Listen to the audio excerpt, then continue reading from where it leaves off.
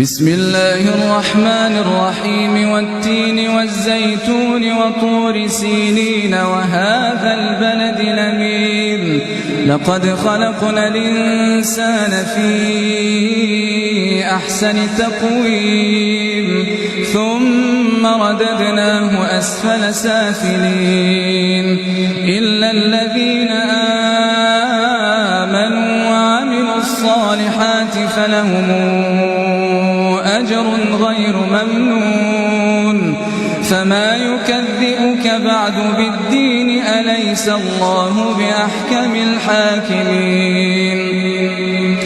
بسم الله الرحمن الرحيم اقرأ باسم ربك الذي خلق خلق الإنسان من علق اقرأ وربك الأكرم الذي علم بالقلم علم الإنسان ما لم يعلم كلا